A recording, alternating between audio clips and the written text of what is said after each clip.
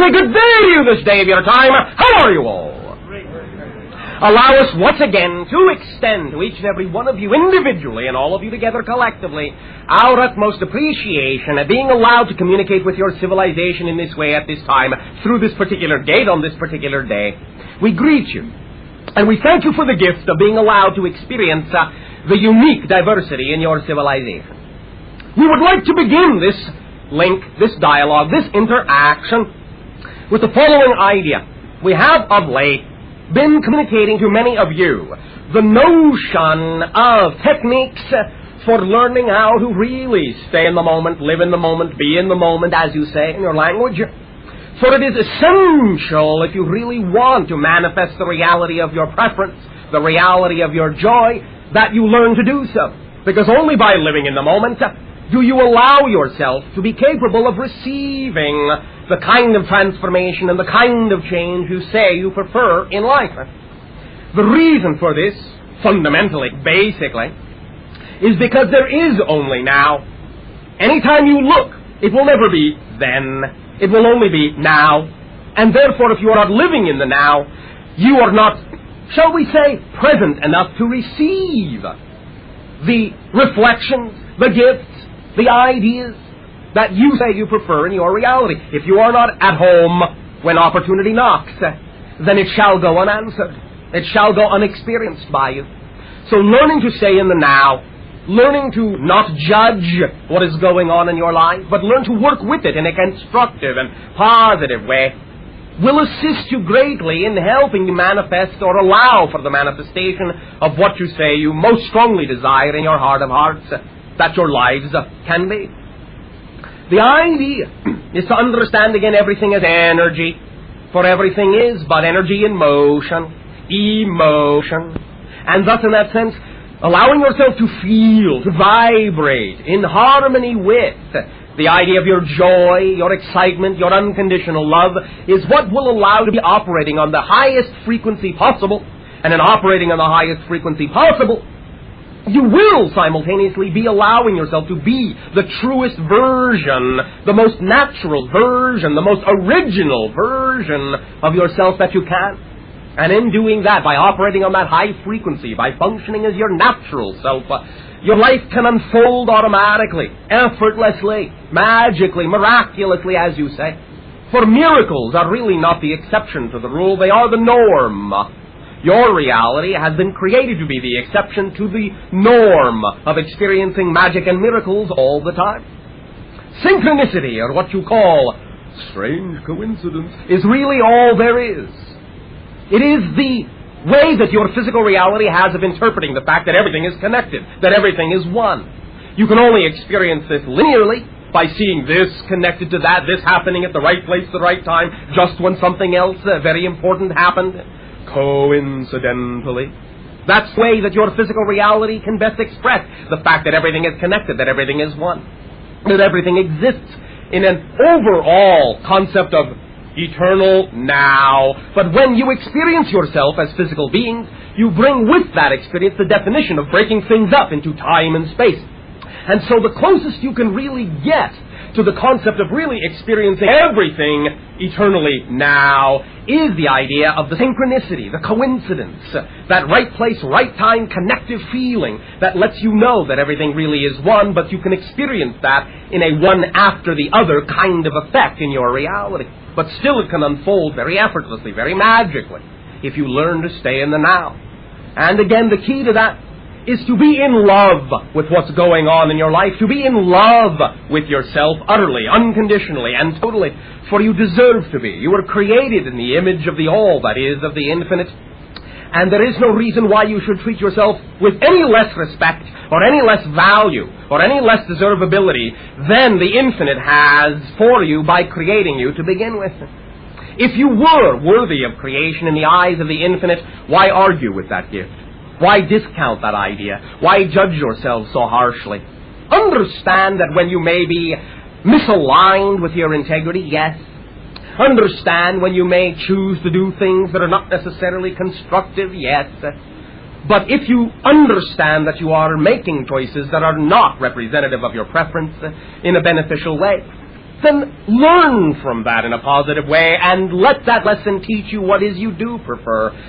We would simply suggest, although of course it is your life, you can do what you want, we're not here to tell you what to do, but we would simply suggest strongly that you take the time not to spend your time to worry that you have done something you don't want to do, spending time judging yourself for being such a bad person for having done this, or that you're doing something wrong, or that you don't get the hang of it, or one excuse or another. For in choosing to focus on that, you're only adding more judgment, more time, more negativity to yourself, and making it more difficult for you to be able to see your beauty, your naturalness, your immediacy, your ability to stay in the moment, your ability to love yourself. It is your choice. It is up to you. All realities are valid. All experiences are valid. Even those in which you judge yourself in a negative way are valid because, again, you can learn from them. But it isn't so much, again, the idea of what happens to you. It's what you do with it, what you make of it, how you respond instead of react to it. It's learning to allow everything to serve you in a positive way, regardless of how you have been taught to think those things are supposed to be in your life, for what reason, or this or that, or that they're supposed to be negative, or supposed to be one thing or another. There is no supposed to be. There is only what you have been taught to label things as. And while we recognize that certainly you can know through objective observation when somebody is perpetrating a negative act, simply energetically negative in the sense that it is separational or segregative, it still does not require that you judge it in a negative way and add more negativity to it, but that you allow yourself to recognize that even though others may be intentionally negative in their actions, by remaining in the understanding of living in the moment, by remaining in the understanding that you have the choice to extract from every situation a positive result, no matter what the original intention might be, then that is all you will experience, is that positive result. And in extracting only the positive result from it, you also, coincidentally, reflect back to the best opportunity you can to the other individuals who may have been originally perpetrating negative intention, the idea of how a situation can be transformed from negative to positive by letting them see through you not a reinforcement of their negativity, but a beautiful, bright, and shining reflection of positive understanding of your strength, that everything in your life happens for a reason, and let them see that light and give them the opportunity to recognize that they also have that light within themselves and do not have to perpetrate anything negative at all in their lives in order to get what they want. For you're all already as powerful as you need to be, because you were designed that way to get whatever you want without ever having to hurt yourselves or anyone else in order to do so. It's how you were designed. You are a complete kit. Being made in the image of the Creator, as you say, means you contain everything you need to be a creator of your reality. You are missing no pieces. You have it all. It's just that by allowing yourself to experience the concept of physical reality with its definition of limitational focus, you have also learned to play the game of forgetting that you are in the image of the infinite. But that's all right, too, because that's a valid way to experience yourself, and that's a valid part of the infinite, to forget that you are a part of it. But now is the time that you are, as a planet, as a species, as a civilization, remembering. You are awakening again from your deep, deep sleep of forgetfulness, and you are exploring realms of consciousness and many other new ideas that are really old ideas, but in a broader scale, in a broader sense, because you are waking up from the dream of forgetfulness into the dream of remembrance. All it takes is being in the now, living your joy, following your dreams, acting upon them, being your true self, and everything will begin to unfold in a natural and positive and creative and loving way, because it can only be a reflection of what you choose yourself to be. Remember, physical reality is but a reflection of your idea of yourself. There is nothing outside you. There is no outside. It is all inside.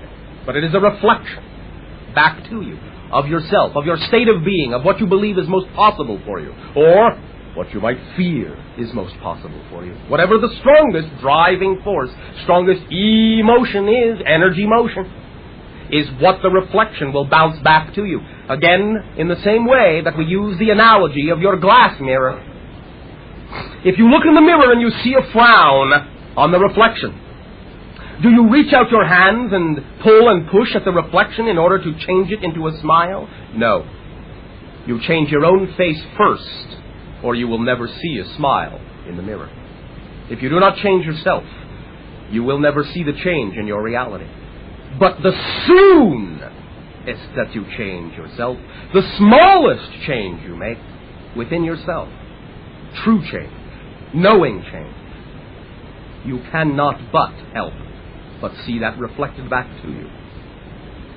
That's how it works. This is physics, not philosophy. That's how it works. We thank you for allowing us to reflect to you this idea that you already contained, and we thank you for allowing us to function as the mirror to remind you of what you already knew. In return for the gift that you are giving to our civilization now through me, in allowing us to experience all of you, I ask at this timing, in what way may we and I be of service to you? You may begin with sharing in any way, shape, and form you so desire. Good day, Bashar. And to you, good day. Bashar, I'm here to really thank you with all my heart for the wonderful book you've written. For I did not write it, girl. Well, that Darrell wrote, but the information that you transmitted. Understood. For the sharings that you give here and everywhere you do them. For also the encouragement to read The Cosmic Voyage, which was absolutely extraordinary. There are more and more and more pieces of literature that are now cropping up in your civilization to show you that you really do have a lot of the information that you need. More and more and more you can rely upon yourselves to access that information. More and more you will see that you are surrounded by that information in the form of your books, your television, your films. Less and less will you need us to get that information for you. Within your upcoming springtime shall be more such information, what you might call the spilling of many beans, regarding many of the cover-ups that have existed on your planet, especially with regard to the extraterrestrial information, as you call it. More and more this information is spilling through the cracks in the dam that was created by the old structures that you chose to have on your planet that are now crumbling and falling apart. More and more you will access this information on your own. Thank you, Bashar. I have one question in relation to the Cosmic Voyage. Yes. In the experiences that Courtney Brown had, he encountered a wise gray being several times in the book. Yes. Would that have been you? No. Okay. Can you disclose who that was? Was it from your time? In some sense, it is actually beyond our time. It is a type of evolved gray hybrid, but it is not one of our particular hybrid race, but it is one of the other hybrids that we have referred to from time to time that in the past we told you we could not tell you about. Now you are beginning to recognize that there are interactions going on with these beings, more advanced levels of what you call the grays that are in some sense hybridized beings, evolved beings, and now that these interactions are going on, you are getting awareness of their existence through your own attributes, through your own conduits, through your own ability to be in touch with all that is in the way that you need to. In last month's tape, Bashar, Yes. you indicated... One moment. You must also remember that we have, from time to time, let all of you know that, more often than not, many of these beings that many of you are interacting with are, in many ways, future versions of yourself. Therefore, that is more precisely the answer of who that being was for the individual you are calling Courtney Brown. Do you understand? I understand very well. I have just one other question briefly about remote viewing. Yes. In last month's tape, or session, you indicated that this would be the way that we could do the most interacting on all dimensions through the use of this type of dimensionally shifting our consciousness. Yes. This is one technique that allows you more conscious participation You have many ways of accessing different dimensional energies, and you do so all the time, but most of these still remain relatively unconscious and out-of-control experiences, such as what you call dream time and so forth. But the remote viewing is one methodology, not the only one, but one methodology by which you can gain more conscious participation in your interactions as they are already happening with other dimensions of consciousness and reality. Got it. Does that help Bashar, clarify the point? Thank you so very much. We thank you as well. Good day.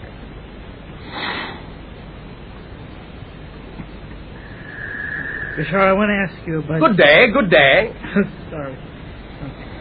Good day. Good day. Thank you. Okay.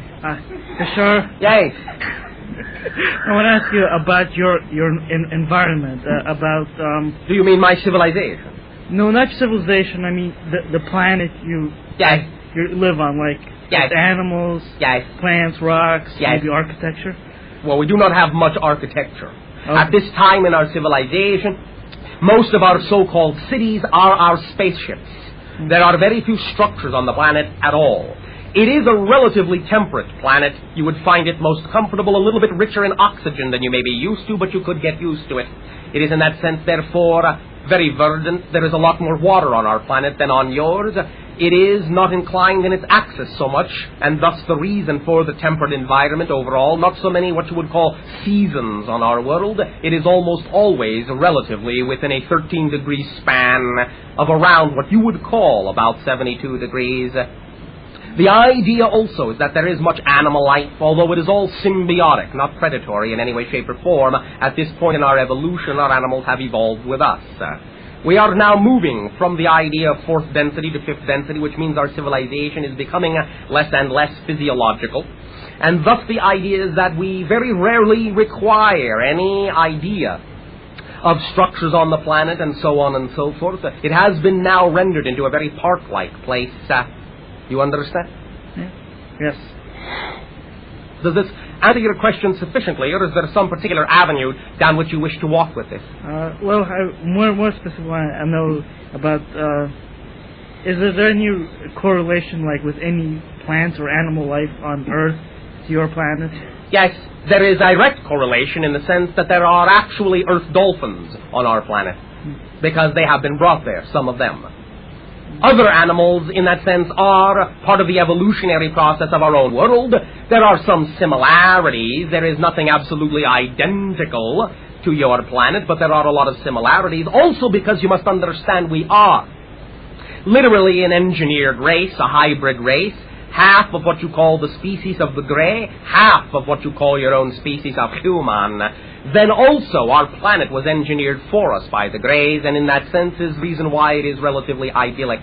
And also they brought to our world some of the ancient forms of animal life from your planet, although some of them have been genetically altered to be able to exist in our dimension of reality. That is why there are some of the genetic patterns that will allow you to recognize many of our animals as similar to your own, but they are not any longer identical, but because of genetic alteration and the evolutionary paths they have taken since the original genetic alterations were made when our planet was engineered. There are a few forms of animal life we have described from time to time that exist upon our planet in that sense. One moment. One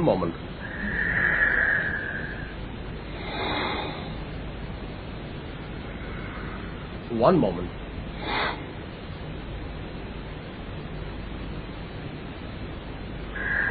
One moment. One of what you would call perhaps one of the most unusual exists in the sea. It is a spherical animal, if animal even be a correct word for this. For again, we recognize that all beings are sentient in their own way, and we do not necessarily make a distinction that we are intelligent and they are not. For we all are different forms of intelligence, just as all the animals on your planet are also different forms of intelligence, not less than human, but just different. But in our sea exists this spherical being that you would, upon first sight, perhaps call an animal of sorts. It is rather bumpy on the surface, even though it is spherical, regular pattern of bumps. This being spends much of its time submerged all the way down into the depths, it will thereupon anchor to the ocean floor. It will absorb certain minerals from the ocean floor and combine those minerals in certain ways, some for simple nutrition, but others to actually create the byproduct of gases which will eventually allow it to be full enough to rise to the surface. Once again, where it will for a time float and bob upon the surface, absorbing sunlight and converting that sunlight directly into energy so that it can procreate. Once it has done that, it will then sink back, releasing its gas to the bottom to feed again, and do this several times in its life cycle. That is one type of animal on our planet. Does that answer your question specifically enough? Yes. Thank you very much, Bashar. Thank you.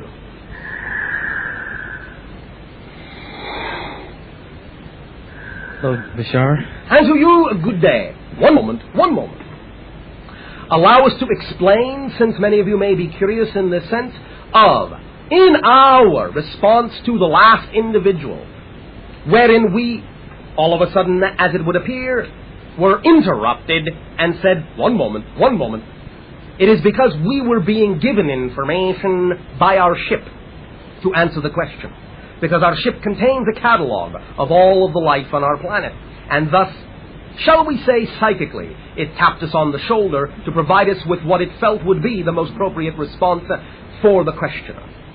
Thus, we have explained to you the reason for what appeared to be the interruption. For our ship is sentient and aware, like all of us, as well. We are connected to it in intimate ways. Proceed. I'm glad you mentioned your ship.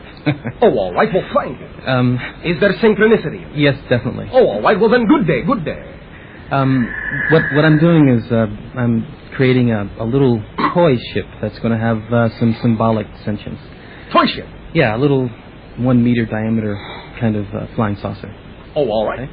I had some questions about using very low energy levels to create a shift in its space-time equation, much like repositioning it in a sense through, say, about 10 watts of energy, of electrical energy. Do you have For the degree of conductivity that material is capable of, that you are using, you may need a lot more power than that. It would require a great amount of superconductivity in the material of the ship itself in order to be able to utilize that low of a wattage. You must utilize enough energy so that the amount of energy you are utilizing is actually overcoming, in a sense, greater than the amount of energy contained in the material of the ship. Oh, this is why you must make the ship thin, very thin, so that there isn't so much mass to overcome. That's why the Roswell ships were so thin with their they are like resonators. Right. And if they were thicker, it would require far too much energy to motivate them. I see. Because the amount of energy that you utilize to motivate them is, in a sense, a kind of energy that redefines its signature vibration from place to place in the cosmos. Thus, if you have something too heavy, too thick, too massive, it will be, shall we say, stubborn. It will not budge, because its energy will be greater than the energy of the relocational device you are imposing upon it. Does that make sense to you? It certainly does. It cannot be reprogrammed in that sense. If it cannot be tuned to the energy of the space you want it to go to.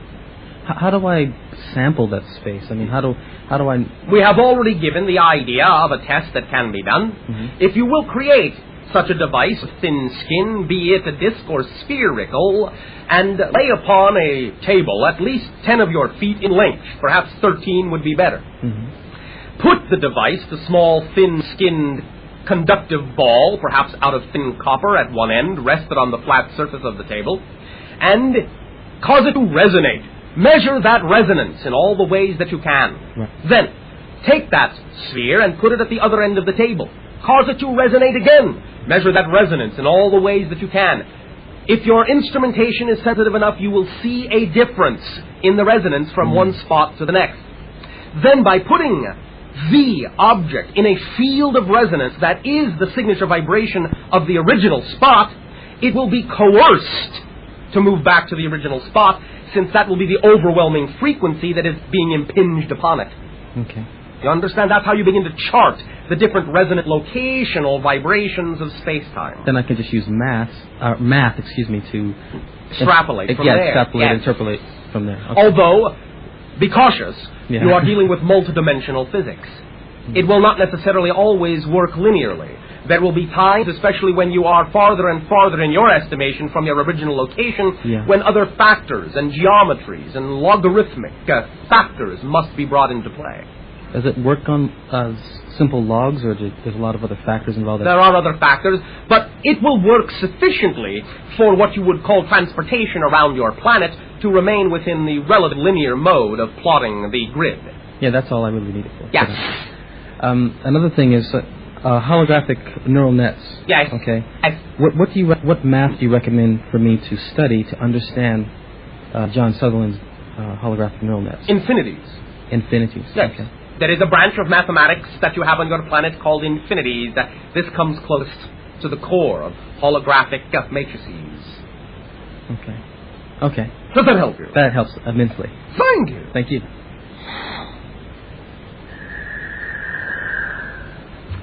Good evening, Bashar. And to you, good day. The last time I was here, which was several months ago, Yes. we discussed something and you said sweet dreams. Yes. Okay. I want to know what breathing underwater means. It can mean many things, but it also can simply be a memory, and this, again, is only in some cases, of actual experiences that you may be having in interactions with other beings. It is a typical experience for many people who are having interactions with what you call the gray beings, for sometimes when they translate you from one dimension to another after you are aboard one of their ships in what you call your dream time, but in fact you have been shifted into an alternate reality. The shifting from one dimension to another sometimes can have detrimental effects upon your physical body, and so they will immerse you in a type of fluid that will buffer the effect, dampen the effect of the transitional, transdimensional shift. Many of you will awaken with the memory of having been immersed in liquid that you can still breathe in, because you can. It is in that sense literally a memory of a real experience for many individuals. It will depend upon whether you also possess other symptomologies as to then whether we can equate this particular dream memory to the experience of what you call interaction as opposed to it simply symbolizing something else. Well, I do feel that I've had interaction many times. All right. I haven't been willing to admit to that. Why? Or speak up to that. Why? Well, there was fear attached to it. Yes. Is there now? No. All right. There truly isn't. Oh, all right. Now, recognize that it is all right from time to time to experience that fear. Sometimes it may be connected to things and issues within your own psyche, but sometimes it actually can simply be fundamental survival mechanisms kicking in because your personality ego structure thinks that by shifting to another dimension, it is being annihilated. You understand? Yes, I do. I have my understanding now is my fear was attached to my children being taken at one time. Yes. We all remember an experience we had, and it was here in this desert here. All right. And now, what do you want to do about this? I already think I have done it. Which is? I did a channeling and a meditation in which I confronted a gray. Confronted? Yes. And I told the gray that I no longer wanted to have interaction that I was not consciously aware of. Oh, all right. And? That my desire was, if there was to be further interaction, it was my choice that I was aware of. And did you get it? I haven't so far, not that I know of. All right. How long have you been asking for conscious participation? This has been a couple of months. Keep asking. Okay. It usually will not take much longer than about 6 of your months. It could be sooner than that. Keep asking. You will get it. And your monologue was very appropriate tonight. Thank you, because I do judge myself a lot. Oh, all right. Well, thank you. For loving yourself more now. Thank you. Thank you for sharing your love. It's an easy thing to do. Hi, Bashar. And you good day. I have kind of a string of questions, but they're... A string of questions? They're written down and organized. All right. What end are you going to start at? Okay. This one. Yes. How do you, when someone asks you a question that... Yes, I know when someone asks me a question. Could be a can of worms, or you could answer it by simply saying yes or no. Yes. How do you, what factors do you take into account when you formulate your answer to everything that comes to me automatically without resistance. That which does not come is not appropriate at the moment. We impose upon ourselves the willingness to experience blockages of information where that information will either not serve you or will actually be detrimental for your own chosen growth path. Therefore, we simply open up and allow ourselves to connect to whatever information comes from whatever source it needs to come that comes along the path of least resistance that we simply trust will be the information that will serve the entire event at the moment for the best of all concerned. Okay. It is not a matter of formulation. It is a matter of trust and allowance. Then here's one of those questions. Yes. Was the bubonic plague caused by or a result of extraterrestrial chemical warfare? No. Okay. Was that simple enough? Yeah. Well, I mean, if it was a no answer, then that definitely wouldn't be a can of worms. If the answer had been yes, then that would have definitely been a can of worms because I would have gone into a bunch of other stuff. Okay. You shortened the string then. Yeah, you certainly did. You just X'd off about 4 questions here. Thank you. Okay. Having participated in your information about self-empowerment and the personality being a construct. Yes. What's your take on or explanation of subpersonalities? It is all part of the construct based on the definitions most strongly in effect at the moment. In that sense, really, unconsciousness, subconsciousness, subpersonalities, personalities, it is all one thing. But you create layers and levels as you see fit to reflect and match the definitions, the strongest definitional structures you believe to be true. Thus, a subpersonality may simply be a response or a reaction to the way you have defined yourself, the way you are reflecting your idea of yourself to yourself at that moment. It may simply be the way that the physiological interpretation of your consciousness needs to structure itself to reflect the state of who you are at the moment, who you believe yourself to be. As a disintegrated person. Yes, and or simply that you are allowing yourself to focus on things in a non-harmonious way, or you believe that there is a need for compartmentalization in order to be able to handle or process the information in a way that other aspects of your personality can best understand. It isn't always a negative thing. Right, I understand that. God, you have a way of just making things so easy and so simple. It is because I am reflecting back your true core self, because you are willing to let me. This is how clear all of you are when you are willing to let yourselves be so. You are simply trusting that I am reflecting back to you, and so you allow yourself to not get in the way because I do not have any other agenda other than to love you unconditionally. You understand? Yes. Thank you. Anything else? Yeah, well, just a little bit more on this all one. right, a little bit more. What then would be the easiest way to integrate these and live in the moment. And trust that what is what needs to be at that moment. Not that you necessarily have to prefer everything that is, but if you allow what is to be what needs to be there, you can learn from what is in a positive way with a positive result. Only by staying in the moment and owning everything in the moment as your creation in the moment, your interpretation in the moment, will you be able to use it and learn from it and change in ways that you prefer to. Does that make sense? It does, and the problem I'm having is... Problem? Well, you see the definition that comes into play to create compartmentalization? Okay. The definition that you call a problem immediately and automatically creates difficulty. If, however, it simply is a challenge, well, that's it what I was going becomes to say. exciting. The challenge I'm allowing myself to create here is this allow thing. And yes.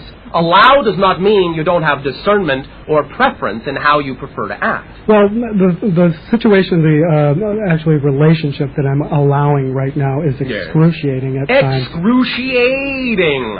Are you saying that you would prefer it to be cruciating instead of excruciating? I'm saying I would prefer it to be integrated and over. And what way would you prefer it to be that it is not?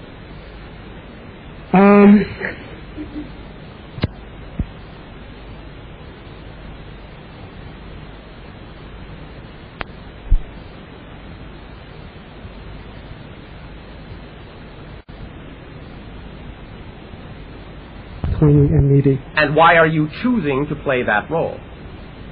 Well, because I just see myself as, I'm not really, that's what I'm called. I choose to see it as independent. All right. And self-sufficient. Are you saying that the term aloof is simply someone else's term for you? Yeah. What is your hesitation? I can buy into that. I can see how that could be. I can see how from the other Just person's because you can understand that perspective doesn't mean you buy into it. It simply means you understand it. Right. Or comprehend it. So, in May I ask you a question? yes. Why are you in a relationship you obviously don't prefer to be in? Because of what you Here said it in the comes, past, yes. what you said in the past of allow anything that comes in the moment. But allowance doesn't mean that you don't learn and choose what you prefer from what you have allowed in your life. Allowance doesn't mean you put up with something that is not your vibration. Allowance means you let what is there be there to teach you more of what you prefer to be. So I could And then simply act say, accordingly. I could simply say I don't prefer this. Correct. That's still allowing the situation to have served you for what it is. Mm-hmm. Doesn't And that mean could you put up simply with be, what's not you. and that could simply be to show me what I don't prefer. It could be. It could also be an opportunity for many different kinds of reflections. And remember, in relationships, since fundamentally relationships are for the purpose of reflecting to each other what you need to reflect to allow each other to be more of who you are, if you respond according to what you really prefer, if you're clear that that's what you're doing and not really reacting in a negative way, if you respond according to what you clearly prefer, you are then sending to the other person or people the most loving message you can, because you're letting them know who they're in a relationship with. If you are not being yourself, you're not in a relationship anywhere. And you're not letting them be in a relationship with you because they don't know who you are, because you're not showing them who you are and letting them decide whether or not, once they discover who you are, if they want to be in a relationship with who you prefer to be or not. If they no longer prefer to be in a relationship with who you prefer to be, then you have done the most loving gift you can give them, letting them know who you are so they can go find someone they prefer to be with. You understand? Yeah, I do. And you can then automatically make space for someone to come into your life, if necessary, that is more reflective of who you prefer to be with. Or shall we simply say, more reflective of who you prefer to be. Because it isn't necessary that you be with anyone. That simply automatically happens as a reflection of who it is you are being. Now, does that make some sense to you? Yeah. Does that help clarify the path, the action? Immensely. Thank you. Thank you. Hello, I was going to... Good day. Hi. I was going to say, you're good, but now I know you're going to say, we're good, and we are. I will still say thank you. I will still say, you're welcome. Over the last few months, the issues and importance of the will in living, existing, my own personal issue of developing and awakening my will, Yes. has become much clearer. Oh, all right. Thank you. Freedom has been a very strong call word in my life. Yes. And over this is relates to over the last few months, periodic, what I would say, interactions with possible extraterrestrials that I would call intrusive or meddlesome, or what you might call less preferable. Pesky. Yes, questionable, of questionable intent. Oh, all right. And I wanted to know if you could clarify what some of those experiences that I've had, and also, I know it's serving me very well in challenging me to awaken my will. Yes.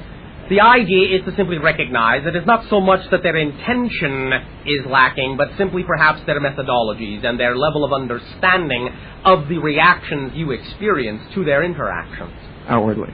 The idea is that, again, this literature and this understanding already exists in your society to a sufficient degree that can help you understand more clearly what is going on. We have already referred to the piece of literature in your world called the book Cosmic Voyage. Yeah. Have you read it? No. Read it. I will. You will understand many of the things you are asking us. Okay. Also, with regards to the issue of walk-ins and walk-outs in the will. Yes. Is there anything that you can advise me with regards to the issue that I'm going through on this? Most of the ideas that your people call walk-ins are simply shifts in the frequency of the collective oversoul or the higher self, and thus it automatically needs to create a new personality structure to reflect the shift in the oversoul frequency. It is not literally that the soul has left and another soul has come in the sense that you trade off your car to another driver. That is an analogy in the sense that it works for you as a physical analogy because you are a physical being, but more often than not, although we are not saying it is impossible that the energy can be more like that, more often than not, what you typically recognize as a walk-in is simply a change in the overall energy of the soul that is there to begin with, but it must now create a new personality structure to represent that shift. So it's sort of like reincarnating back into yourself in a more analogy. Advanced form. Yes. Yes. Okay. Also, one question. A name came to me when upon considering changing my name. The name is Brielle. If you could give me any significance on this, and anything else I should have asked about, or wouldn't do them anything else you should have asked? Yeah, I know you were going to say that. Anything I would have done well to also have asked about, but I might have left out. If there is anything else that you would have done well to ask about, I would have asked about it. Thank you very much. One moment. Yes.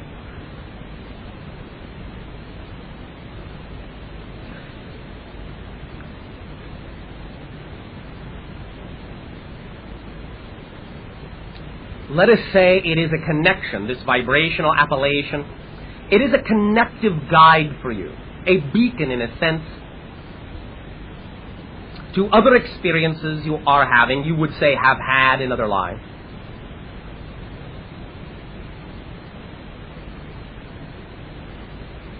One moment. Perhaps what you would call Celtic, perhaps also what you would call East Indian. In the sense of the natural path. The feeling your way on the natural path is what this vibration is helping you to reflect to yourself. Does that make sense to you?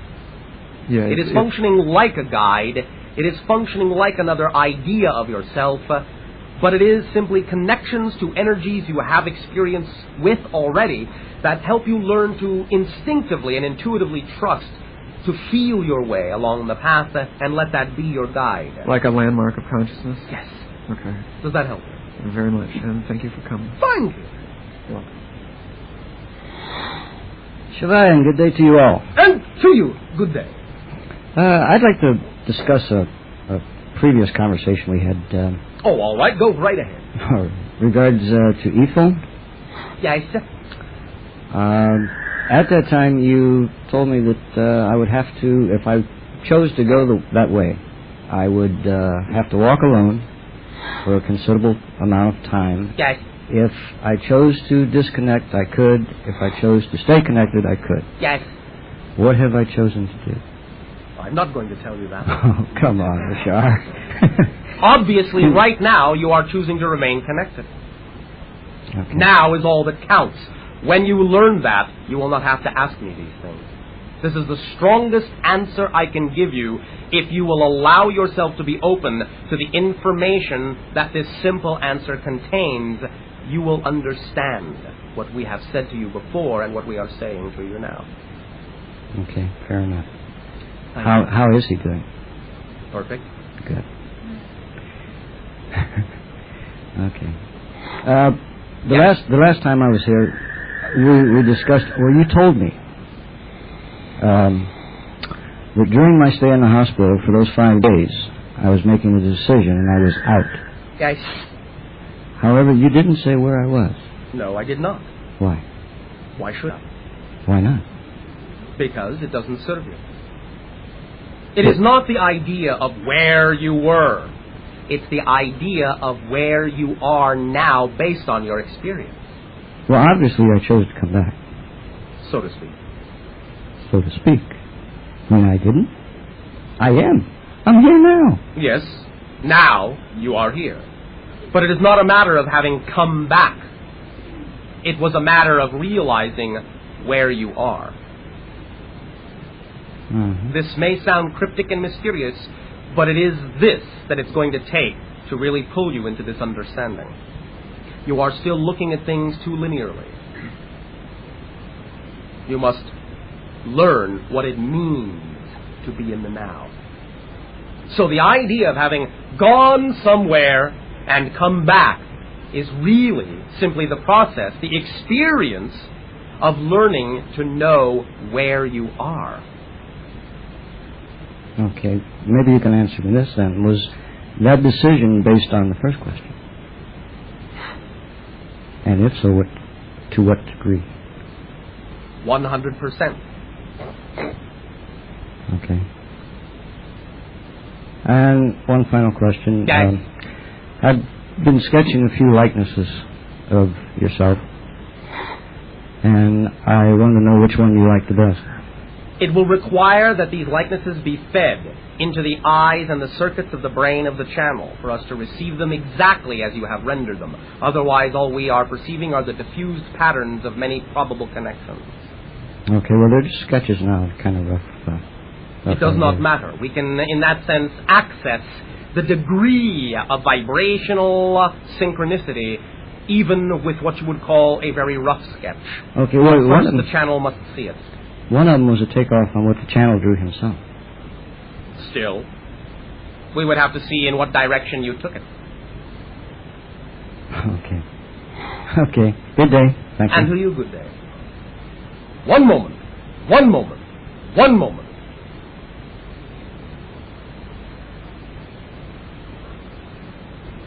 Our final piece of information to the last interaction. Still, there must be the removal of mystery.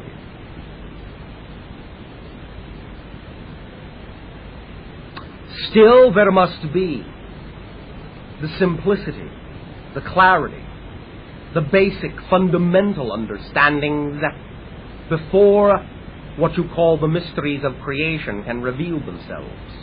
If you approach the mystery in a mysterious way, there will be no revelation. If you allow yourself to know yourself, then all mystery will be revealed. This is from a friend. Thank you. And before I go... Yes. Does this have to do with a question I asked you a long time ago of the principles of Esasani to be applied here? I mentioned they do not work, and you said to me, quote, if I remember exactly, if you were meant to use those principles, you would be here and not there. You remember that conversation? Yes. Where do you want to be? Well, it's obvious I'd like to be there. Then be here, there. That's the key. I am both. I am there You and are here. not functioning as such. You are not acting as such. You are still generating barriers and mysteries. I get it. Remove the compartmentalization in your thinking process, and you will understand what is meant by being here, there, and truly being both. There are, in that sense, not the actions to back up the assertions. Okay, I get it. Thank you. you. And I'll see you again. Yes, you already have. Hi, Bashar. And a you good day. Well, I came here tonight to, I'll say first by saying I've been experimenting with the monoatomic gold. Oh, all right. But, Yes. How come, when Have you been taking the experimenting without expectation? Yes, most of the time. Most of the time, all right. Well, sometimes, I think. Sometimes, Right. all right. It's getting less and less. Right. But, Yes. what exactly is the gold supposed to do for you? It is supposed to allow you more opportunity to do for yourself. It's not going to do anything for you at all. It is going to give you an opportunity to know you can do more for yourself. That's its power. It is a great equalizer. That's all it does. It's a catalyst. Remember, a catalyst allows an interaction to occur, but it does not participate in the interaction. You understand? Yes. That's all it's doing. It's forming a stage wherein you can allow yourself, literally allow yourself more.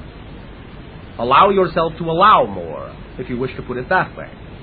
But it still requires that you make decisions, take actions. It is simply that. It gives you a better opportunity to do so. But it's not doing anything for you. It's not taking you anywhere. I recognize that. It's lubrication. You must still start the ignition and allow the gears to turn to take advantage of the lubrication. All right. Just adding oil into your vehicle is not going to get the car to move. You have to step on the gas, to use your Earth technology analogy. Does that help clarify the idea? Yes, it does. And so, where would you like to go with this? Well, I'd like to, since you just told me that, I understand. I don't expect to go anywhere, really, except it does help. I take it, I do feel more open-minded. Oh, may I ask you a question? Sometimes it's on and off. May I ask you a question? Yes. Thank you. Why are you taking it? What reasons did you give yourself for doing so, specifically? Is there some particular thing you thought it would make you more capable of doing? In a way. And that way would be what? To help me a lot through life a little better and understanding things a little better, I guess, is one thing. So what you are saying is that without the monatomics, you do not have the ability to understand? Well, yeah, but that's just... Well, at first, somebody told me about it, and then I started looking into it, and I don't understand everything about it, so that's why I'm kind of experimenting, so I don't know if I should take... I am not saying that the monatomics do not actually have a physiological effect on your body, because it does. But the idea of the monatomics is similar to the notion you call karma. And I'll give you the analogy in this way, and let you extrapolate across the bridge from the karmic analogy to the actual physiological monatomics. Karma is broken when you realize that karma is yours to break. That's all it is. The realization that you are free from karma frees you from karma. Now, you make the extrapolation of this analogy to the monatomics. Okay. You don't have to do it right now. But use that as an analogy, as an understanding, to help you understand how it is the monatomic functions, because that's what it's doing. Just like the karmic structure. When you know that you are free to determine, when you know you are free to determine who you are at every moment, that recognition is what breaks the karmic tie. Okay, well, I think I have an answer for the first question you asked me anyways. Yes. The reason why I was taking it was, well, for some things because they say it's super conductive, and when you take it, then it helps your energy to build better. Or it can, but again, remember, it's only doing it to a certain point. You have to go the rest of the way. Okay. Is there any particular diet that I should take? A light one. In general, a light one. You already have the ability to do your research and recognize that much of the material on your planet now that you call foodstuffs are heavily toxified. Find what is natural as best you can. Find what is lightest as best you can. Listen to your body language. Listen to your body consciousness as to what it is you believe you need from moment to moment, but recognize that it is difficult on your planet now, in most what you would call normal avenues, to access food that is not polluted.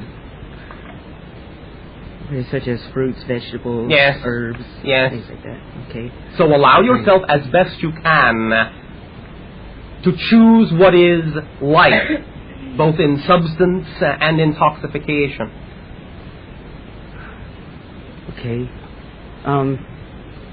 Well, with my kidney problems, I also have hyperparathyroidism, and the monatomic gold is calcium also. So, and my doctors tell me to kind of take it light on things with calcium. Yes. But monatomic what gold should is happen, not calcium. Right. But what I'm trying to ask you is, can you tell me any way that I can help my hyperparathyroidism to come down so that they're normal, so I don't have this problem anymore with my calcium and my phosphorus? It may only come down to a certain level for you in your physiological reality, but what can be of some degree of assistance are some of the essential oils of plants in their absolute and pure form.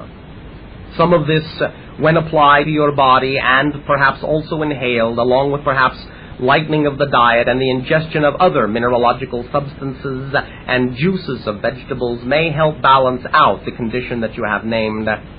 But you must do your own research with this. Oh, all right. One other thing. One moment. Yes. What is your diet like now in terms of the idea of vegetable juices? Vegetable juices? That was the question. I'll drink carrot juice, or I'll drink about any kind of vegetable juice, as long as it doesn't have a lot of sodium. I have to stay low with my sodium. Yeah. But like a V8 juice, I drink that, but it has too much sodium, But how often do you things, drink the juices of the vegetable? We understand that you are saying what you are willing to drink, but how often do you do so? Maybe once a week or something, but it's not in its real natural state. It's off a shelf somewhere, but it's not. Get it as fresh as you can, that which you feel compatible with in your body. Get it as fresh as you can, and once a week is not enough. Right. I've been trying not to eat any meat, more fish, and more fruits and vegetables. And a lot of water, drink a lot of water. Yes. But the idea is that by your own admission, there are things that perhaps are required by your body mineralogically that you are not ingesting with the adequate frequency. Oh, can you tell me what that should be that I should... I have just told you. Oh, the vegetable. Yes. Right. Do your research into their mineralogical components. Find what you are compatible with. And in that way, infuse your cellular structure with those things that are in as best as you can natural, fresh form more often than you do. Okay. Is there any, for taking the monatomic gold, should I take it a little bit every night or once a week? I heard that from what I've been reading, the ancient Egyptians took it once a week. That is a very different thing, in a very different time, in a very different state, with very different intentions, thus resulting in a very different frequency. Okay, I understand now. You do have strong ancient Egyptian connections in your vibrational matrix, however, as we read you.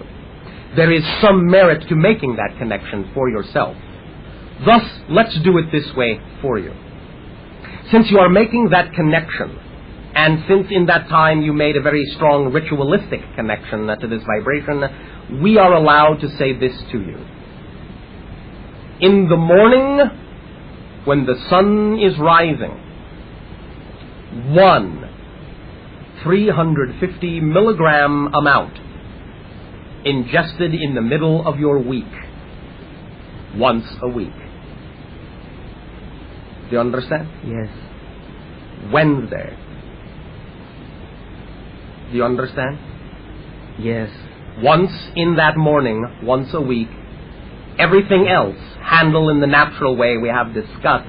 But also, do your research into the idea of the effect of some of the essential plant oils on your system. Although, again, Some of these will be efficacious and some of them will not, due to other physiological conditions that exist within you. You can take yourself to a certain point. Beyond that point, it will take a restructuring of your idea, of your identity of yourself, in order to go further than that. Is this the substance that helps you to learn to move into the fourth density, or this isn't this is low concentrated stuff, right? We will not address it in that way. You are the only thing that is going to allow yourself to accelerate your energy. Do not rely on any vehicle to take you there. I understand. Understand that we may give a very different answer to a very different person, but for you, this is the answer we will give you. This is a feeling I've had. It is the work you need to do that is in harmony with this particular way the information is being delivered. Thank you. Thank you. Good evening, Bashar. And to you, good day. I have been interacting with 3 masculine entities, energies. One I'm not very happy with. He is evil in that sense. He's very intimidating and very strong. The other 2 masculine energies, one whose name is Tariq, and what my understanding is that it's an Egyptian relation, and the other one, his name is Paul, and he's a shapeshifter. What does this knowledge do for you? How do you apply this in your life in the direction of your joy, if at all? To enhance it as and a your teacher. joy is? My joy, I feel, as Tariq is my hybrid brother. And your joy is? My joy is... What is your joy? You. Your joy. Strength. What is it? My strength. That What is is my joy. it? What? I don't understand. What do you do that is representative of your highest joy? How do you express? I'm a dancer. Thank you. Is that your highest joy? Yes. Are you sure? And teaching. All right. There can be many expressions of your highest joy. To educate and to reach out to other troubled individuals. Are you that expressing your joy to the fullest you possibly can? No. Why not? I don't know. Yes, you do. Why not? Fear of success. Fear of success. Well, you're successful. Are you afraid? Yes. Why? I don't know. Yes, you do. What do you mean, fear of success? Define that more specifically for us.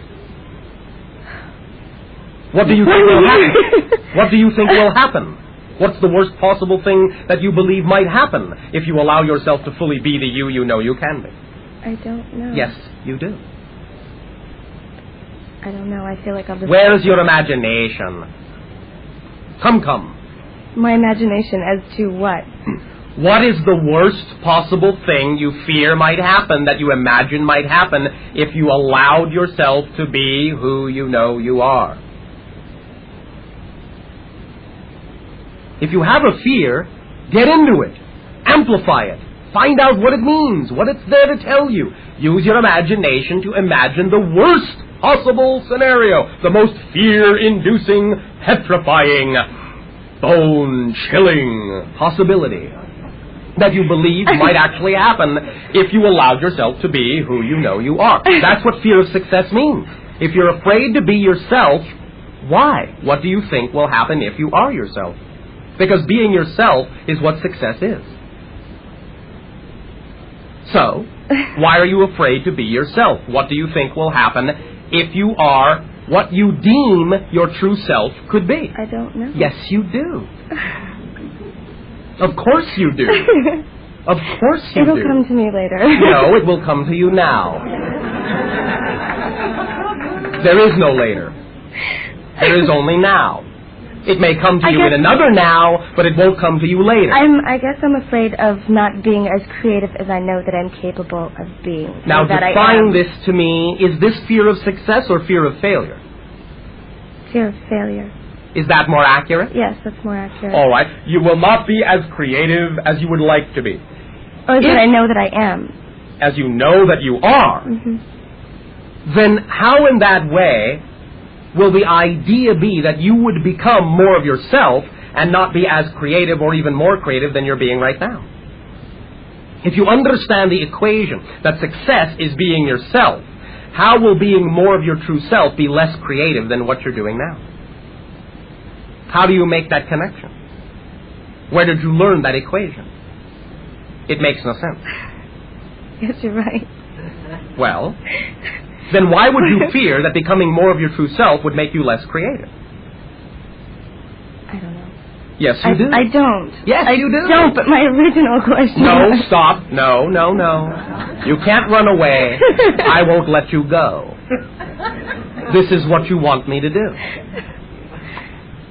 Believe me, those that really need a lot of time, we coddle them. Those that are right on the threshold of breaking through, we push.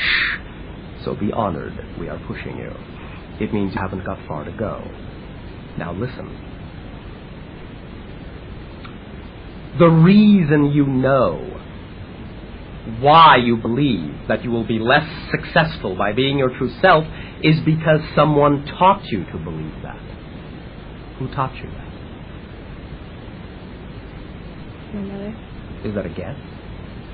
No, it's very true. Well, why are you allowing yourself to believe that you are your mother instead of you? Because she also, perhaps, as many of the parents on your planet do, taught you to be someone else, too. Taught you to be her instead of you. She did not do this maliciously. This was not an evil intent. It was, however, the best she knew how to do. It was how she was taught. You understand? Mm-hmm. But that doesn't mean you don't know why you have the fear. You do know why. And the reason you know why is because you know you learned it. You know it's a belief. You know you learned it growing up. So get in touch with that belief and find out why you believe in it so strongly. Why are you motivated to buy into that concept when all it is a definition? It doesn't have any empirical reality to it. It's just a definition. It's only real as long as you choose to buy into it as being such. So, why would you be motivated to continue to buy into that? Probably because of another belief, where you were taught to believe that if you even attempt to be successful, you might find out that you can't possibly be so. But you see, all this takes is a rearrangement of your definitions. You don't want to even make an attempt to be successful because it might be true that you cannot be successful, and so you never even begin to make an attempt. You catch yourself in what you call a catch-22 loop, with all these different definitions that reinforce each other in a negative spiral downward. The idea is to completely redefine the whole concept of success as we have begun to do with you right now. Success is just being you. That's all it is. It isn't the achievement of a goal. There is only one goal in your life, and that's just to be you. No thing you call a goal, no thing you call a career, no thing you call a project is your purpose or mission in life. The only mission you have is to be the best you can be, and that's it. If you're doing the best you can at every moment with what you have to work with, then you have already succeeded in this moment as much as you can possibly succeed in this moment. So you're already successful. So see, you've done it. Nothing to be afraid of. You've already been successful. Now in the next now moment, you will be successful again, but in a different way, with a new definition. Every moment is a success. You are not striving for success, meaning you don't have success now. You are successful, so you've done it. You know how to be successful, because being successful is just being whatever you are at any given moment and doing the best you know how to do. That's it. So you're already successful. So you can brush away this big charge you have on having to be successful and the additional charge you have put on it of all of a sudden being worried that you might not be successful because you're already successful. You've done it. You've been there. You don't have to worry about learning how to do that. Is any of this sinking in? Yes. Yes. Is any of this helping you learn to really love who you are? Yes. It will also help you with your interaction to do so. Because the more present you are, the difference the interactions can be, because you will be interacting with different levels of whatever other entities or levels of consciousness you may be interacting with. You're only interacting with those levels that are reflective of how you treat yourself. You understand? Yes.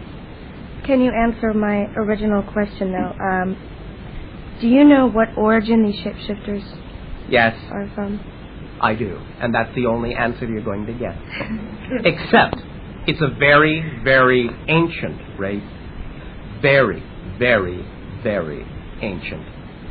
And you will find out more about them in the information that we have already told you will be being released into your society, in literature, in this, what you call your upcoming springtime. Thank you. Thank you.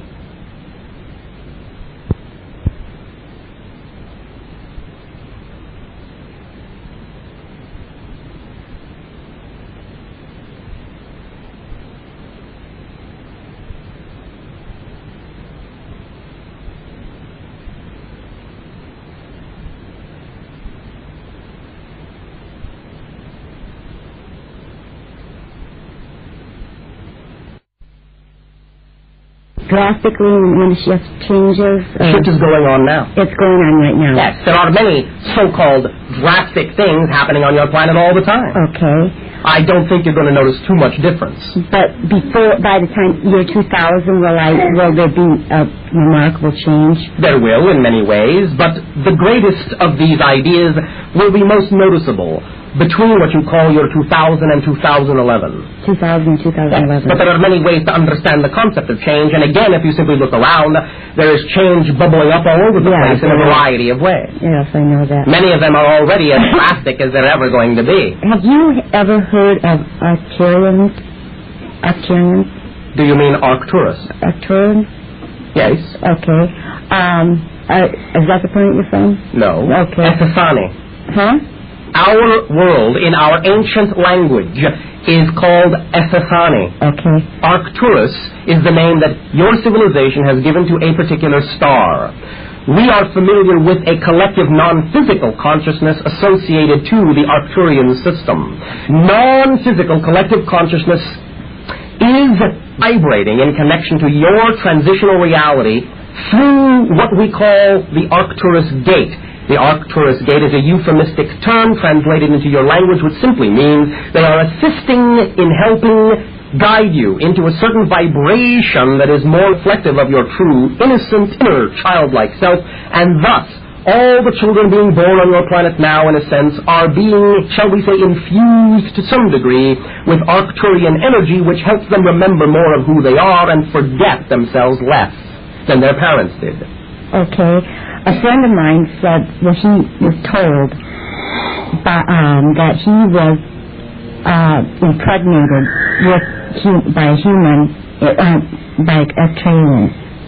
It only means that there is an energetic connection that is being made, that his resonance and the resonance of the Arcturus frequency have a lot in common, and thus a connective bridge and a connective link is made along which information can feed back, thus causing what you would recognize as an implantation or impregnation of information. But he's just now realizing it, and he's... Most of you are now just realizing the connections you all have. Okay.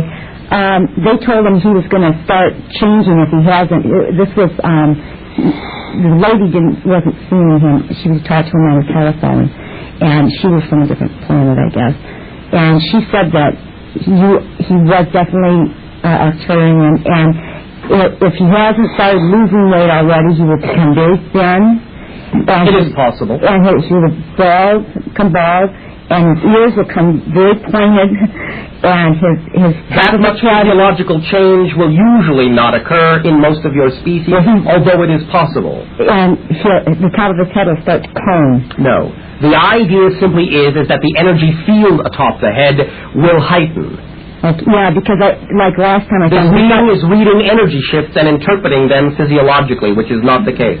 Well, The last time I saw him, I just noticed his ears, they just were long and pointed from the last time. He doesn't live in the States. There will be some, as we have said, inclination toward this, and it will be represented, but the idea is that the signature the being is giving off is what is allowing you to perceive him more that way, rather than an actual physiological change.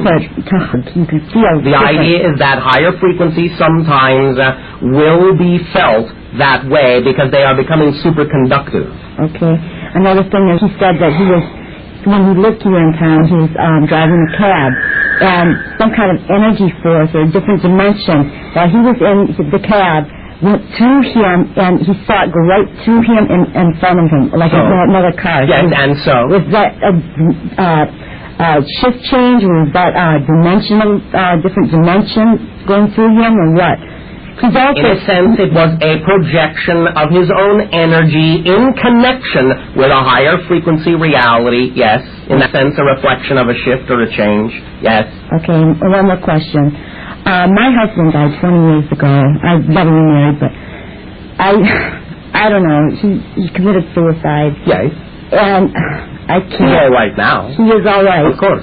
I've tried contacting him, and, you know. You have had contact. I don't. Have you not had dream about him all the time, but I always dream that he was killing me and he didn't really die and come back. He didn't really die. I know, but no one dies in the ultimate sense. He is still alive. That's what the dream means. Even though he's non-physical, he is still alive. That's what he has been attempting to tell you in those dream communications. You have had contact. He is saying, I'm still alive. I'm not really dead. I'm just non-physical. You understand? Yeah. So you've had contact over and over again. I know, told me that I killed him. No. That's impossible. No, I know, but I've never been able to let go of it. Well, let go of it now if you want to. Now he understands why he did what he did, and now he understands how to love in a different way, and now he is attempting to let you know he's all right and that he loves you. Why not let the love in? Will I see him again? Yes, of course. I mean, will we be together again? You're together right now, but yes, in the way that you mean it, yes. Because I believe he's my soulmate. I believe that. Everyone is your soulmate. Really? Everyone that you're interacting with at any given moment, at that moment, is your soulmate. But we understand how you mean it. But these are linear terms that you are allowing to mean too much in certain directions and devaluing other connections. Allow yourself to recognize, obviously you have a connection. In many ways, soulmate simply means you may be extensions of the same oversoul, which we perceive is the case with you. You understand? But I haven't been able to get on with my life.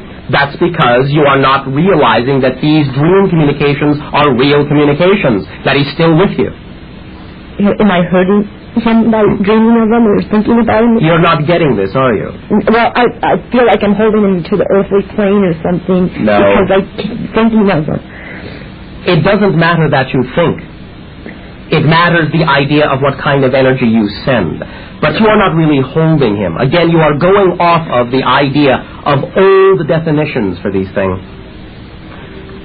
Send love. It will be received, it will be used, it will be felt. Any individual who chooses to remain in any way, shape, or form connected to you does so by choice. Okay. Do you understand? You don't have the power to hold them against their choices. Okay. Do you understand that? So, the message is, stop beating yourself up, learn to love yourself, so that you do not continue to reflect the same kind of energy that he reflected that allowed him to choose suicide. Okay. Otherwise, all you're doing is perpetuating the energy he no longer has anything to do with. So, his message to you is, are you paying attention? Are you sure? Yes. Lighten up. Lighten up. Literally. Lighten up. Okay. All right? Okay. Now, sweet dreams. Thank you. Hello, Bashar. Hello, good day. I have a question about wanderers or star people. Can you give me information or a definition? Wanderers are that type of being that touch down lightly wherever it is they choose to land or incarnate for a while. They never really become completely connected to the scenario going on the planet, but they can help. in a sense from the sidelines, but they always remain in the wandering energy, which means they are simply more aware than most of their connections to all the different places they are connected to, and thus are never really, in any way, shape, or form, completely involved or immersed in any reality they may be temporarily connected to. Do star people mean the same? Star people can mean a number of different things. We are, in a sense, star people, but of course, from our point of view, you are star people too, because you are in around another star. You understand? Mm-hmm. From the idea of what you call the Native American perspective, star people are literally the stars. And extraterrestrials are star nation people. You understand the difference? Yes, oh, okay. Because, again, from that philosophy, from that understanding, everything is sentient, everything is conscious, including the stars, but not in the way you understand it for yourself in human terms. Yet they are still, in a sense, people. Okay. Because is this clearing anything up for you? It is, in an aspect, some of the people in the support group... you are all connected in the sense that you all have experiences in other dimensions and other realms. But don't let that fool you into thinking that you don't belong to the earth too. Okay. Because that's where you come from right now. That's right. You understand? Mm-hmm. Okay. Start recognizing that to be on earth is also to be a star person. Yes, it is. That's true. Another question is, in the support group we've had a lot of people calling and talking about having doors open, having lower vibrations coming in, having lower vibrations. Well, whatever you want to call it. You want to call it ghosts, poltergeists, all kinds of different activity. And like attract like. You know this principle well in your society. Fear is the low vibration that opens the door to that of similar vibration. Why fear it? Why not simply elevate and know that what you are doing when you open up is opening up to the highest good of all concerned, rather than fearing that you become, in that sense, open as a victim, which only creates a self-fulfilling prophecy. And in most cases, doesn't even necessarily attract another entity of low vibration, but simply allows that particular individual, the one that's in fear, to simply express another portion of their fear they're not willing to own, and thus pretend is another entity. Okay. We're not saying that there is no such thing as the idea of an angry ghost. It does happen. There is a lower astral realm. There are entities in it. And again, they can be attracted to you. But again, like attracts like. So if we can get them to get through the fear, then they can... The idea is to learn that fear is a messenger, telling you have information you have been ignoring and need to pay attention to. The only reason it is felt or experienced as fear is because you are ignoring the information, and it has to become big and scary in order to get your attention. So once it has your attention, once you pay attention, the messenger can go away. You understand? Yes, I just hope I can bring that to the group. Oh, all right, I know. I should have said that. I should know better. There is no reason for you to assume you have to teach anybody anything. You can share to your heart's content, because that's what gives you joy, without expectation that anyone has to listen. Remember, every single thing that we are sharing with you, I don't care if you listen to one word. I don't care if you believe me at all. I am doing what I'm doing because it's who I am to do it. That's it. Okay. If you listen, that's your choice. Well, that's true. Thank you. Okay. Thank you. But thank you for allowing us to have fun with you. You always do. Yes, we always do. Even when we pretend to be stern. We are simply creating the necessary mask that we believe will allow you to pay attention. To Professor. And to you, good day, Spider-Man. Tell your story. Tell my story, okay. The story I related to Dal at lunch today was the other night, I when I come home from work, I take a bath, and then I went to get some water, and I have a water cooler, and I got a glass of water, and I come walking through the kitchen, and there's this big spider, walking across the floor. I said, well, my first impression, my first instinct, for me anyway, is, the old... Training, that's right. It was, kill it, throw it in the garbage, And, anyway, I stood there, I said, well, I really don't want to kill it, and started thinking about it, and the spider kept walking, and he stopped, and I realized he's sensing me, and I'm looking at him, and I'm figuring, well, how do I get rid of the spider? I don't want to leave him in the kitchen, I don't want to leave him in the house. I want them out, And I'm thinking, well, I'll pick him up, put him in a box or something, and try to grab him and put him outside. And I said, well, that's pretty horrendous, with a spider, not knowing what's going on. And how sensitive of you. I sat down. I sat down on the couch, and I was looking at it, and still, it still stood still. And I thought, I said, the same energy goes through him and it goes through me. Same exact energy. The one is all, the all is one. And I says, why don't you just walk down the hallway and go out the front door? Why don't you, and I projected this energy down the hallway. And this all happened in a few seconds. And needless to say, the spider walked right down the hallway, and I walked behind him, and I opened the front door, and he walked right out. I never stopped. I swear to God, never stopped. He just walked right out, and I said, thank you, and closed the door. Congratulations. Yes. What did it symbolize?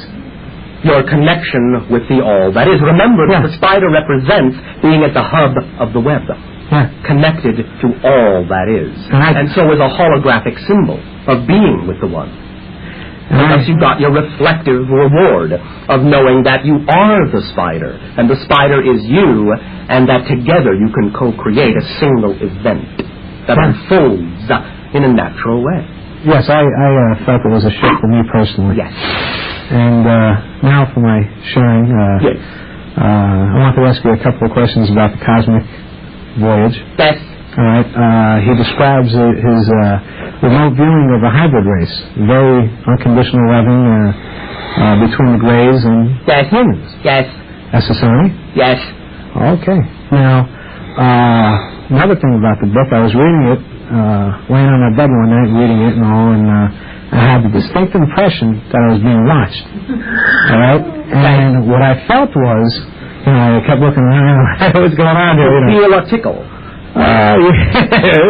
Yeah, more or less. And what I sensed was, in the book he describes, when he's remote viewing, how beings sense, he says, well, this being didn't sense me yet, and then, well, this being senses me now. Yes. All right, now, was I doing the same thing? Do you mean, were you experiencing someone sensing you? No, I mean, was I sensing someone, more or less, not the remote viewing, but checking me out? Same difference. Yes. Yes. And that's what was going on? Yes. Was this the gray... Yes. My gray counterpart? Yes. Okay. And... so many yeses. Yes. And another thing in the book... Although that's not all it was. Okay. Some of it was us. Oh, it was you? Some of it. Okay. Some of it was other things as well. But when I was reading the book and reading about the Martians and all, I had the distinct impression of them, I'm not going to say one or whatever, but of them being like in caves or whatever and checking out humans. Yes. When humans come near them in their vicinity. Yes. And it just seemed like they were just like, back and, what I mean, like checking it out from a distance. Yes, I know what you mean. Mode. Okay, and they're physical in our dimensional reality on our planet. A few of them. A few of them. Yes, from the old race that used to inhabit the Martian planet when it was capable of inhabitation, yes. Right, now the ones he's talking about at Santa Fe Barbie? Yes. All right, now are these physical in our dimensional reality? Yes. Okay, and the numbers are a high amount? Hundreds. Hundreds? Yes. Okay, and what are they living off of? What sustenance do they... what they grow, what they get, themselves. What they are supplied with from time to time. Okay, now when the Greys interact with them, yes, the Greys that are interacting with them, are they in our physical dimensional reality? When they interact from time to time, they are, although there are interactions that take place in between worlds, so to speak, as well. Okay, and the shiftings. Yes. No, that's the shifting within our dimensional reality. But they also sometimes, shall we say, manifest or solidify in your particular reality in order for some of these interactions to take place, yes. All right, and the last interaction that I partook in, was that like a couple of weeks ago? Do you mean besides the tickling? Yes. About 3 of your weeks, roughly. Right. Perhaps just shy. All right, was that physical? Not so much, though there were physiological attributes or side effects to it. Oh, okay, because I woke up one morning and had some pains and stiffness and all Yes, but it was more the idea of the result of the after effects of certain transitions interdimensionally and then being replaced in your dimension. All right, and the beings I was interacting with, was this the gray counterpart again per se, or? Per se, yes. And that general level of interaction, yes. All right, and that particular gray counterpart that we've talked about a number of times, is he a member of the association? In some ways, yes, though loosely connected, in much the same way you are loosely connected to your society.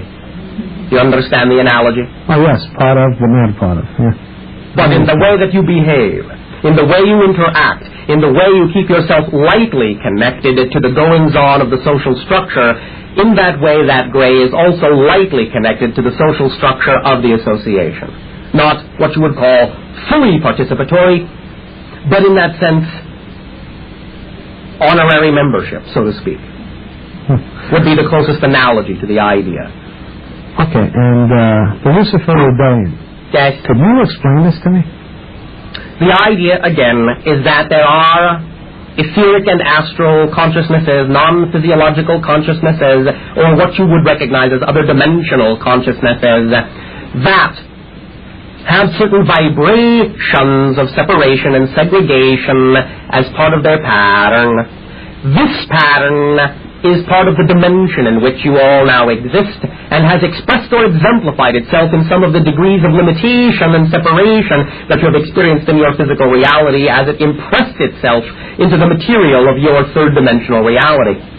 Shall we say, flavoring the local energy in a way that solidified or increased the densification and promoted more intensely limiting experiences than otherwise perhaps would be the case with typical physical incarnation. Does this make sense to you? Yeah, it does, and I'll have to review it. I was really blown away, not, blown away, but really got off on the interactions you had with Jesus and Buddha and all. Yes. What about anyone dealing with Lucifer? It can be done.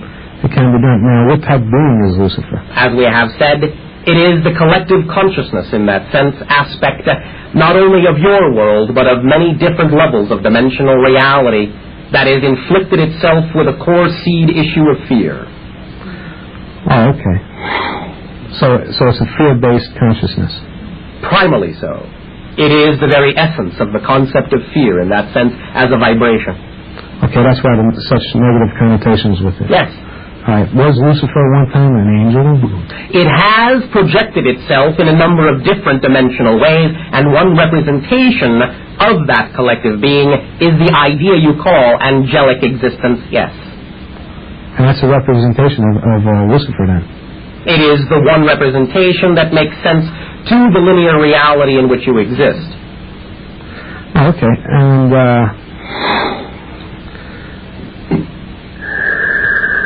all right, Bashar, thanks a lot. Thank you. Good day, Bashar. And to you, good day. Bashar, I was wondering, in the UFO information that I've been exposed to, I have seen more UFO sightings over Mexico being reported than perhaps any other area, and I was wondering if there's a reason for this. It is in that sense. Now, understand I mean this not only in some specific aspects, literally, but I also mean this mostly in a general context of a certain kind of energy signature. It is the time of the return of Quetzalcoatl. Okay. Do you understand? Yes. And thus in many of those ships is the energy of the idea that would be called the race of Quetzalcoatl. And that is why it is most apparent in that area. For that area is being re-identified with that ancient energy. Shall we say in your modern computer age, reinitialized? You understand the context? A little bit. I'd like it if you could talk about it a bit more. Energy patterns are being rearranged to accommodate the injection of a reappearance and an ability to interact with the ancient energy you knew as Quetzalcoatl. The energy must be different in order for these interactions to take place because much has changed and is no longer similar to the vibrational frequency that used to exist that allowed such interactions to take place once upon a time, as you say. In that sense, is it limited to Quetzalcoatl? No, it is not limited in that sense, but that is the primary motivating energy for that area. All right. And I also wondered about your civilization's relationship with your planet, Ethasani. If you spend so much time in your ships... I did not say we spent so much time. I simply said that our ships are our cities. Oh, okay. We are on our planet often as well. All right. But simply there are no built-up structures except for a few circumstances for very specific reasons. And these even are simple. But we are on our planet's surface very often. Thank you. No, thank you. You're welcome. At this timing, we will extend once again to each and every one of you our heartfelt and deep appreciation at being allowed to communicate through this conduit in this way at this time. We thank you for allowing us to dream you into our reality as you have chosen to dream us into your own, and thus create a third reality in which we can both dream together. Our unconditional love to you all, and a fond and accelerated good day.